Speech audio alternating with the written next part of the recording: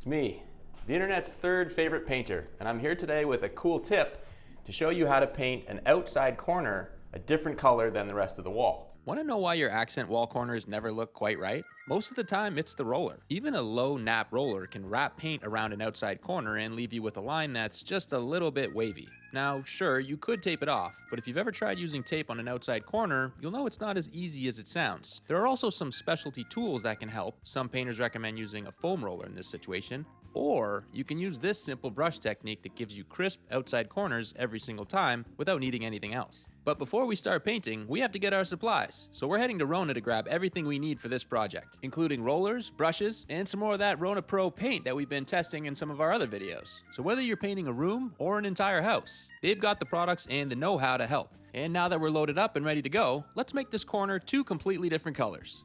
Delicious looking. It's no secret that we love mini rollers around here. In fact, if you've watched enough of our painting videos, you've probably noticed that we're a little obsessed with them. But they're not great for everything. So let's say I've got my roller and I want this wall to be this color for some reason. Maybe you're hungry for nachos. Let's say we want the queso on this wall, but not on this wall. If I try to just roll it, watch what happens when I come to the corner.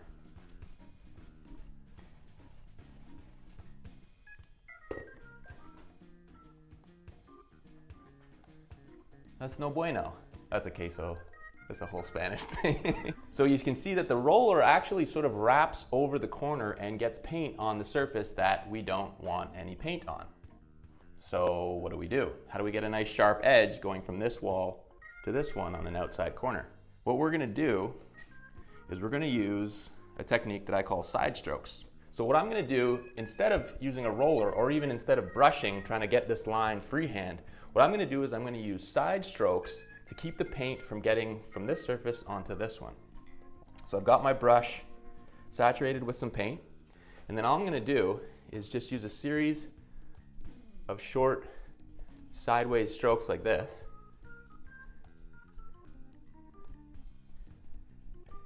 So by using sideways strokes, you're not allowing that paint to wrap around onto this surface. So what you end up with is a much sharper line than if you just used a roller or if you tried to do it freehand. Once you're done, once you're happy with the coverage, I'm just gonna take that brush and I'm gonna clean those strokes up. And what I'm actually gonna do is take that roller and I'm gonna roll right up to the edge, just making sure that I don't wrap it around. So I'm gonna stay back. I'm gonna stay back a little bit so I don't come close to wrapping that paint around.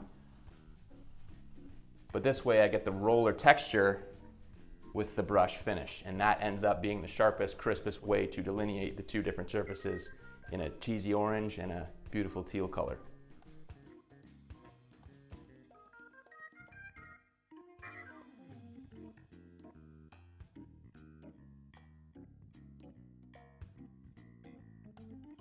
It's really not that hard either, which is nice.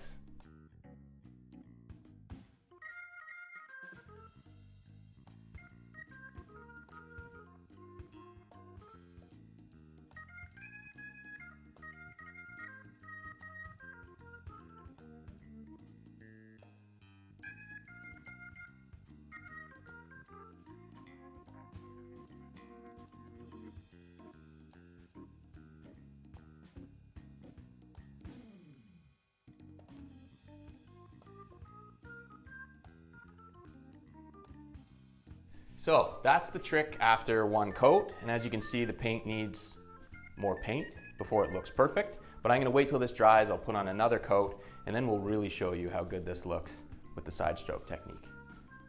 Just wait.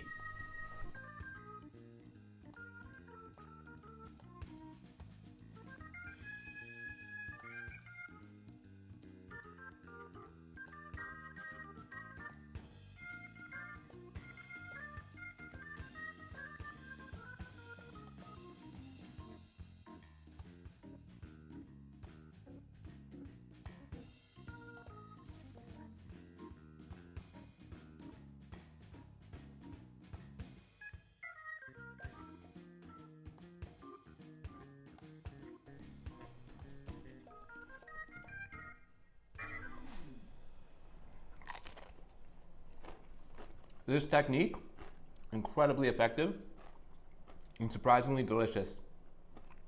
You really got to try this out next time you want to paint a different color on an outside corner. Side strokes. Excuse me.